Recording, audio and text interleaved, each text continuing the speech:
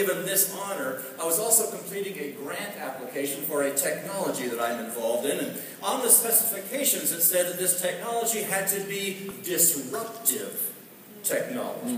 And I thought, there's my word. That's the word for our first inductee. Just about that time, I also got a newsletter, and in it was featured some wisdom from Colin Powell. Colin Powell said this. He said, it's more important to have tough conversations than it is to keep everybody happy. He said, trying to keep everybody happy is a sign of mediocrity. But how do I make disruption the ultimate compliment for a speaker? You know what the truth is? The only people who are going to change this world are the disruptors. I'll tell you one thing. This man makes me think. Now, sometimes I hate it when he does that, and sometimes I love it when he does that. But the thing I know, I cannot stay in the same place thanks to him. Because of his remarkable ability to disrupt our thinking, he has made me and many of you better speakers, better writers, better innovators, better earners, and better thinkers. Ladies and gentlemen, he's going to have to buy a trophy case. It's with great pride and pleasure I introduce the first CPAE of the evening, Mr. Randy Gage.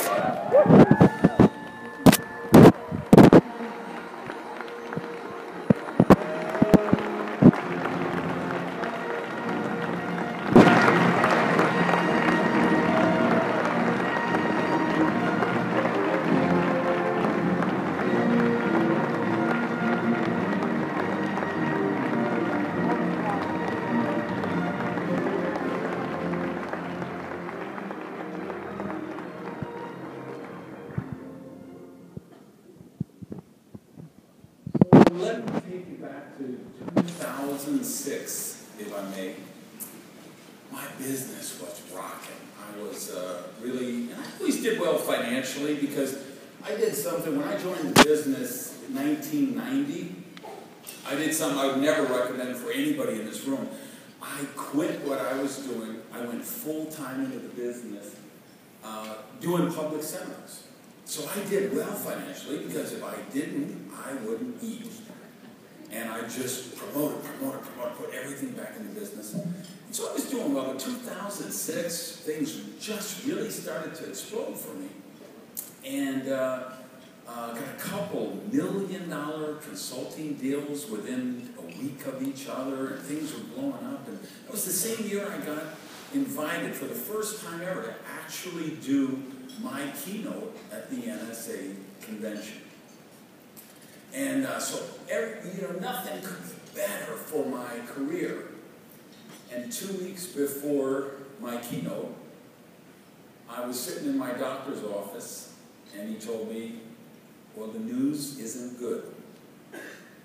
I'm afraid you're HIV positive. And that was, 2006, I mean, we had advanced some, but I mean, it was still, when you got that news in 2006, you made sure your will was up to date. You made sure your affairs were in order. 90% of my business is international because I've done really well with books in other languages and good job on the internet. And my biggest market was Russia. So I had all these clients, and it's really hard to get a visa to go into Russia.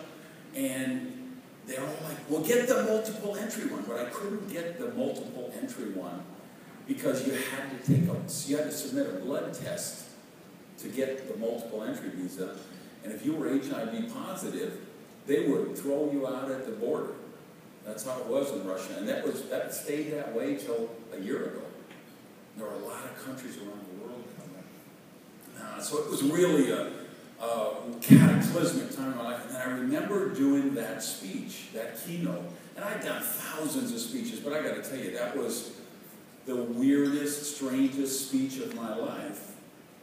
And I'll tell you why, because it was all the leadership of NSA was sitting in near the front, and I'm doing that speech, just having this news and coming to grips with it. And you know what was going through my mind the whole time? I was thinking, I wonder how many of these people would say, well, he deserves that because he's a gay man. And I don't know that that's what they would have thought, but I just think it's telling of the culture that that's what I was thinking in my mind. And some of those people are dear friends of mine now, and I'm sure they didn't think that, but that's what I thought. And I did the morning keynote. I can tell you the guy who did the afternoon keynote, he closed his speech with the words, and unlike Randy Gage, I believe in God. And that earned him a standing ovation and a CPAE award. And just to set the record straight, I was a lay minister at my church in Miami for more than 20 years. Okay, we're a little different church. We don't believe in tolerance or Christian values. So I just hope, so for me to be up here, being inducted into Hall of Fame for this organization, it means one of two things. Either my work is impossible to ignore anymore, or this association is changing. And actually, I hope it's a little bit of both. I knew every second I got on that countdown. I hope it's changing, and I hope that, and that will be, that's my promise to you now that I'm in this little clubhouse, that I will work to make sure whatever we do as an association, it's about the work. Because this is an association for professional speakers. I hate it when people say industry. Conventions and meetings is an industry. Speaking is a profession. And this is an organization that can help us hone and work the craft, the profession of speaking. And that's what it should be. There's a place to celebrate your spirituality. It's called the church. This is a professional association, and that's what it should be about. Amen. So, just let me say, for the people who have supported my work, Ian, who has been nominating me every year since 1956, Dale, T. Brock, my mastermind, my friends there at Cable 12, anyone who's been supporting my work over the years, I'm so honored to be in this Hall of Fame with my heroes, Bill Gove, Ira Hayes, Og Mandino. That's truly an honor, and I hope you'll join me as we take this organization forward and we proudly make it an organization to advance professional speaking, because the work we do, it really does matter, and I'm honored to do it with all of my friends here. So thank you.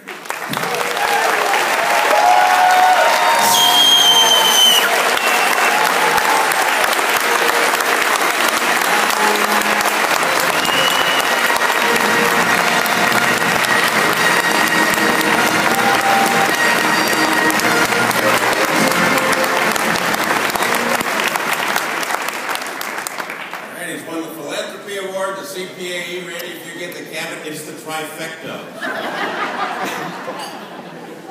Let me introduce our next introducer, who will introduce our next CPAE recipient. Please welcome to the stage Mr. Lane Longfellow.